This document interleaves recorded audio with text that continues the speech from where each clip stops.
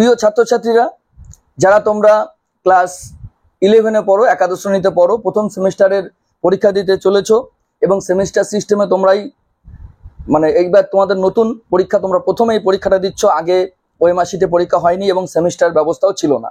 সুতরাং ভূগোল সাবজেক্টের ক্ষেত্রে তোমরা যাদের ভূগোল আছে তারা এই ভিডিওটা নিশ্চয়ই তারা দেখবে এবং যে বিষয়গুলো, যে অংশগুলো থেকে তোমাদের কিন্তু প্রশ্ন আসতে চলেছে বা বলতে পারো যে অধ্যায়গুলো তোমাদের খুব গুরুত্বপূর্ণ, সেই অধ্যায়গুলো থেকে কিন্তু আমি কিছু জিনিস বলবো। তোমরা মনোযোগ দিয়ে ভিডিওটা দেখলে বুঝতে পারবে যে কোন কোন অংশগুলো, কোন কোন পোর্শনগুলো আমাদের ভালো করে দেখে যেতে হবে। একদম প্রথমেই আমি চলে যাচ্ছি প্রাকৃতিক ভূগোলের ভিত্তি সমূহ। এটা কিন্তু প্রথমেই আমাদের আছে fundamentals of physical geography, unit 1 থেকে, যেখানে আছে ভূগোলের সংজ্ঞা, প্রকৃতি, শ্রেণীবিভাগ এবং প্রাকৃতিক ভূগোলের পরিধি, বিষয়বস্তু, পৃথিবীর উৎপত্তি এবং অভ্যন্তরীণ গঠন। এই জায়গাগুলো থেকে যে বিষয়গুলো পড়তে হবে সেটা হচ্ছে ভূগোলের কয়েকটি সংজ্ঞা পড়ে যাও। অর্থাৎ এরাটোস্থেনিস ভূগোল সম্পর্কে কে বলেছেন, হার্টসন বা আরো কয়েকজন, টলেমি, অ্যানাক্সিমেন্ডার, হেকাটিয়াস, এরকম কয়েকটা সংজ্ঞা, পপুলার জিওগ্রাফার যারা আছেন, যারা জনপ্রিয় ভূগোলবিদ আছেন, তাদের দেওয়া সংজ্ঞা পড়ে যাও। অর্থাৎ ভূগোল কে কিভাবে ব্যাখ্যা করেছেন এরকম প্রশ্ন আসতে পারে, যে এই একটি উক্তি দিয়ে বলতে পারে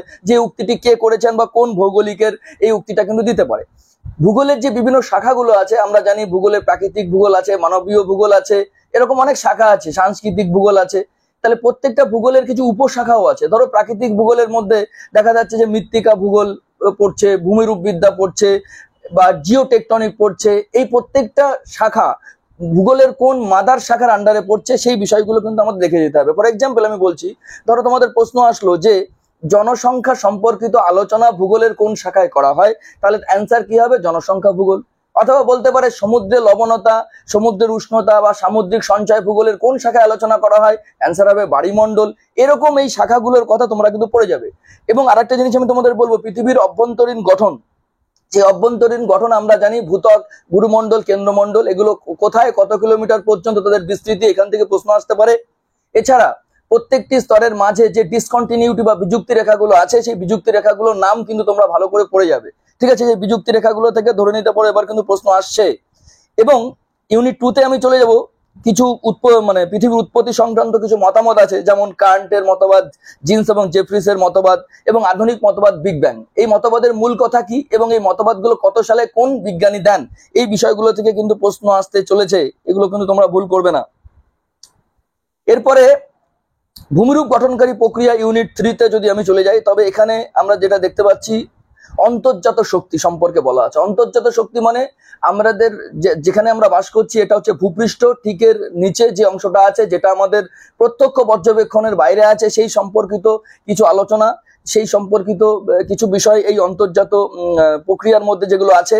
এখানে যেটা দেখতে পাচ্ছি ভূমিকম্প এবং অগ্নুৎপাত, এই সম্পর্কে কিন্তু কিছু আছে এবং বহির্জাত শক্তির একটি ধারণা কিন্তু এখানে বলা আছে। এখানে আমাদের জানতে হবে যে আগ্নেয়োচ্ছ্বাস বা অগ্নুৎপাত কি এবং বিভিন্ন ধরনের যে অগ্নুৎপাতগুলো হয়। এবং একটা কথা আমি তোমাদের বলে দিই, যে হাওয়াই শ্রেণীর অগ্নুদ্গম, পিলিও শ্রেণীর অগ্নুদ্গম, ভেসুভিয়াস অগ্নুদ্গম, এই বিষয়গুলো কিন্তু তোমরা অবশ্যই দেখে যাবে। এবং পৃথিবীর এবং ভারতের ভূমিকম্প প্রবণ অঞ্চলগুলো কোনগুলো সেগুলো দেখে যাবে। ভূমিকম্প পরিমাপ করা হয় কোন স্কেলের সাহায্যে, তীব্রতা কোন স্কেলের সাহায্যে মাপা হয়, বা শক্তির মাত্রা কোন স্কেলের সাহায্যে মাপা হয়, এগুলো কিন্তু তোমরা দেখে যাবে। এগুলো কিন্তু থেকে প্রশ্ন আসবে। প্রশান্ত মহাসাগরীয় আগ্নেয় মেঘলা কোন জায়গায় অবস্থিত, প্রশ্ন আসবে। এবং এক্ষেত্রে বলে দিই, অগ্নুৎপাত এবং ভূমিকম্প যেহেতু associated with plate tectonic theory, অর্থাৎ পাত সমস্থানিক মতবাদের সাথে এগুলো যুক্ত। অভিসারী পাত সীমান্তের কনসেপ্ট নিয়ে যাও, প্রতিসারী পাত সীমান্তের কনসেপ্ট এবং নিরপেক্ষ পাত সীমান্তের কনসেপ্ট কিন্তু নিয়ে যাবে। ঠিক আছে তোমরা, এছাড়া ত্রিপাত সীমান্ত বলে কিন্তু একটি কথাও আছে, সেই কনসেপ্টটা তোমরা নিয়ে যাবে। একটা কথা তোমাদের বলি, প্রথম সেমিস্টার এবং থার্ড সেমিস্টার যারা ভূগোল পরীক্ষা দিতে চলেছো, একাদশ এবং দ্বাদশ শ্রেণীতে, প্রত্যেকের এমসিকিউ লেভেলে প্রশ্ন আসবে। সুতরাং এটা একদম ক্লিয়ার যে নির্দিষ্ট কোনো এমসিকিউ পড়ে কিন্তু আমরা কমন পাবো না। তাহলে কমন পাওয়ার একমাত্র উপায় কি, একমাত্র চাবিকাঠি কি, সেটা হচ্ছে কনসেপ্ট ক্লিয়ার করা। অর্থাৎ প্রত্যেকটা অধ্যায়ে কোন কোন বিষয়গুলো আমাদের পড়তে হচ্ছে, সেই বিষয়গুলো আমাদের কিন্তু মাস্টারমশাইদের কাছ থেকে ভালো করে জেনে নিতে হবে এবং বই পড়ে ভালো করে কিন্তু সেই বিষয়ে একটা স্বচ্ছ ধারণা তৈরি করতে হবে। তাহলে কিন্তু আমরা যে কোনো ধরনের এমসিকিউ, যে কোনো ধরনের প্রশ্ন কিন্তু আমরা উত্তর করতে পারবো। নেক্সট যে চ্যাপ্টারটা চলে যাচ্ছে আবহাওয়া জলবায়ু। এখানে আমি তোমাদের বলে দিচ্ছি যে বায়ুমণ্ডল কাকে বলে, এই যে শ্রেণী বিভাগগুলো আছে টপোস্ফিয়ার, স্ট্র্যাটোস্ফিয়ার, এগুলো থেকে প্রশ্ন আসবে। কোন স্তরে কে শান্ত মণ্ডল বলে, কোন স্তরে ওজোন গ্যাসের প্রাধান্য দেখা যায়, ওজোন স্তর কেন ক্ষয় হয়, ওজোন স্তর ক্ষয়ের জন্য কোন মৌলগুলো দায়ী, যেমন ক্লোরিন দায়ী, এগুলো যাবে। ওজন পরিমাপের একক কি, ওজোন গ্যাস কে আবিষ্কার করেন, এই বিষয়গুলো কিন্তু তোমাদের পড়ে যেতে হবে। এরপরে আমি চলে আসছি মানবীয় ভূগোলের ভিত্তিসমূহ। মানবীয় ভূগোলের মধ্যে যেগুলো আমি তোমাদের আসছে সেটা হচ্ছে মানবীয় ভূগোলের ধারণা, মানবীয় ভূগোল কাকে বলে, এবং মানবীয় ভূগোলের আন্ডারে যে ক্ষেত্রগুলো আছে সেই ক্ষেত্রগুলো, উপবিভাগগুলো একবার করে ছোট করে তোমরা দেখে যাবে। এরপর আসছে অর্থনৈতিক ভূগোল। অর্থনৈতিক ভূগোলের মধ্যে যেটা আমরা দেখতে পাচ্ছি যে প্রথম থেকে একেবারে পঞ্চম স্তরের অর্থনৈতিক কার্যাবলী পর্যন্ত কিন্তু এখানে আমরা দেখতে পাচ্ছি। তাহলে প্রথম মানে কৃষি, দ্বিতীয় মানে শিল্প, এবং তৃতীয় মানে পরিষেবামূলক কার্যাবলী, চতুর্থ মানে প্রযুক্তি নির্ভর কার্যাবলী, এবং পঞ্চম মানে নীতি নির্ধারকমূলক কার্যাবলী। এই প্রত্যেকটা কার্যাবলী কাকে বলে, কোন কোন কার্যাবলী এর মধ্যে পড়ে, অর্থাৎ প্রথম শ্রেণীর উদাহরণ দুটো পড়ে যাবে, দ্বিতীয় শ্রেণীর উদাহরণ দুটো পড়ে যাবে, এগুলো পড়বে।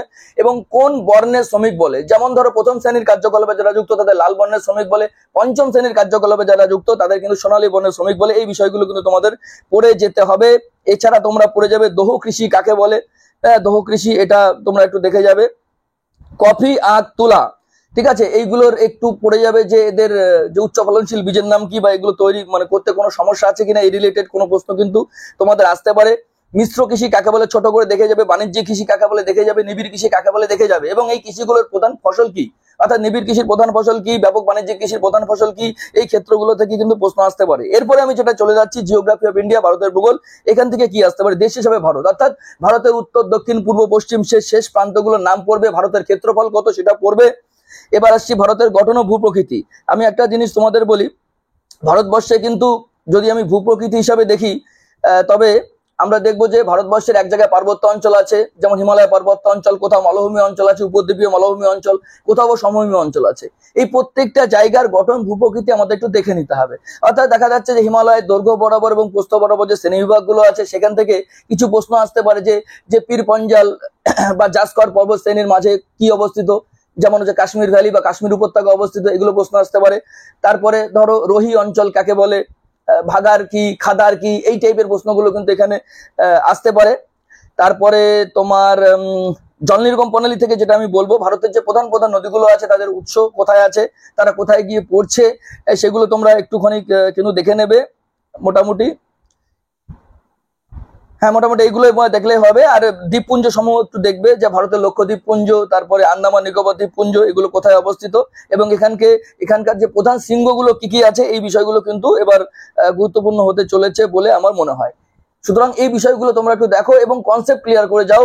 আমার মনে হয় তোমাদের কোনো অসুবিধা হবে না। প্রত্যেককে তাদের পরীক্ষার জন্য আমার আগাম শুভকামনা এবং শুভেচ্ছা রইল। ধন্যবাদ।